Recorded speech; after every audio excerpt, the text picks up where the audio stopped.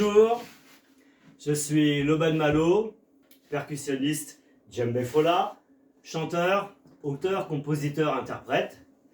Et voici la vidéo numéro 2 sur comment construire un solo. Dans cette vidéo, j'ai envie de vous parler de la différence entre djembé traditionnel et djembé moderne.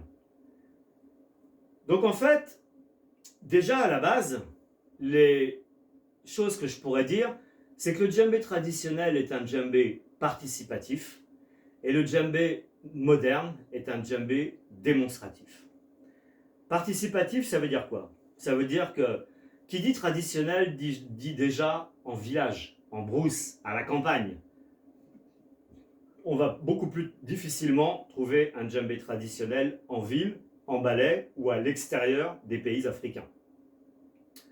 Donc en fait, le djembé participatif est le djembé des champs, pour moi, et le djembé démonstratif est plus le djembé des villes.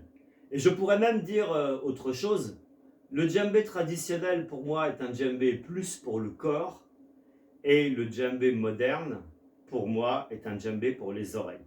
Alors, je m'explique. Le djembé des villes. Le djembé des villes, quand on est batteur en ville, je vais parler de Bamako, c'est ça que je connais, il faut être capable de s'adapter. Il faut être capable de jouer sur pas mal de rythmes, parce qu'il y a beaucoup d'ethnies qui sont à Bamako, et avec toute leur richesse culturelle.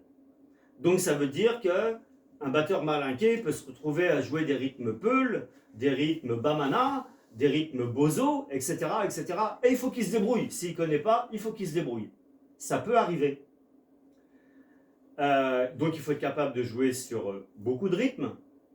À Bamako, c'est aussi des gens qui ne connaissent pas forcément les pas traditionnels et il faut être capable d'improviser sur les pas que l'on voit. Et évidemment, depuis les années 60, 70, le djembé n'a fait qu'accélérer, grosso modo. Donc, il faut être capable d'aller vite, voire très vite. Il faut être capable d'impressionner.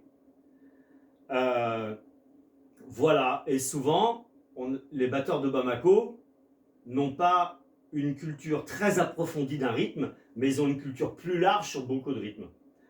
Quand je travaillais à Bamako avec ces gars, on était au Carrefour des Jeunes, pour ceux qui connaissent, et souvent, il y avait d'autres batteurs qui venaient s'entraîner avec des troupes ou entre eux, et ils jouaient des rythmes, évidemment. Et moi, j'ai plusieurs fois entendu ces gars dire il joue très bien, mais il ne connaît pas. Ça veut dire quoi? Ça veut dire que le son est là, la vitesse est là, la précision rythmique est là, mais il n'y a pas les phrasés traditionnels qui vont avec. Ce n'est pas un reproche, c'est un constat. On ne peut pas tout connaître non plus. Et du coup, c'est un djembé qui est... Enfin voilà. Et le djembé des champs, c'est autre chose. Les batteurs des villages connaissent beaucoup moins de rythmes. Ils connaissent les rythmes de leur village, mais ils les connaissent très très bien. Ils savent quels sont les phrasés, ils savent quels sont les bons tempos pour faire danser tout le monde, pas trop vite. Ils savent quels sont les phrasés qui vont avec les pas. Ils savent faire groover la machine pour que ce soit une machine à faire danser incroyable et que ça donne à tout le monde envie de danser. Ils connaissent, et comme le djembé de la campagne, c'est moi ce que j'appelle un djembé pour le corps, c'est-à-dire que c'est un djembé qui doit donner envie de danser pour les gens, donc il faut répéter beaucoup, contrairement au djembé moderne qui répète beaucoup moins, et au bout d'un moment, il faut savoir faire des variations. Donc si on connaît qu'une seule phrase, c'est très bien, enfin si on connaît une phrase, c'est très bien, mais il faut aussi pouvoir faire des variations. C'est un petit peu ce que j'ai fait moi au tout début quand je joue, je prends qu'une seule phrase, grosso modo, et je m'amuse à amener des variations. En brousse, il y a des gens qui savent, qui comprennent le langage du djembé. Moi, je ne le connais pas. J'ai plusieurs fois entendu des batteurs africains, dont Sega et d'autres, dire que le djembé peut parler, mais ça s'est arrêté là. Donc je ne m'étendrai pas sur la question parce que je ne connais pas. Mais en tout cas, il y a des gens qui peuvent venir au cours d'une manifestation, comme aimait le dire Sega. Il y en a qui viennent pour les danseurs. Il y en a qui viennent pour les chanteurs. Il y en a qui viennent pour écouter le djembé, et le djembé leur raconte des choses. Voilà ce que m'avait dit Sega. Je m'arrête là. Et puis, en discutant avec Mare Sanogo aussi, qui est un grand batteur du Mali, Mare me disait que quand il était jeune dans son village, en fait, quand les jeunes faisaient des roulements, les anciens arrivaient et disaient « Mais arrête de crier avec ton instrument, parle !» Ça veut dire que le roulement avant était considéré comme quelque chose de un peu désagréable.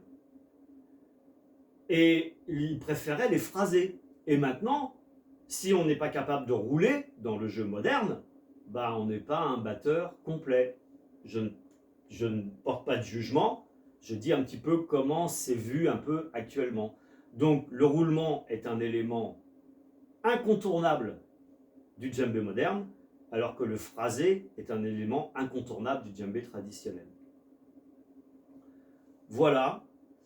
Je m'arrête là pour aujourd'hui et je vous dis à bientôt pour la vidéo prochaine.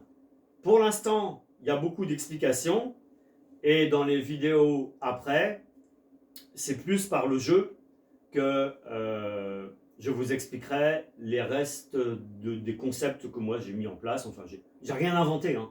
J'ai juste analysé ce que j'avais vu autour de moi et de mes discussions avec Sega et Mare. Ciao les amanches, à la prochaine!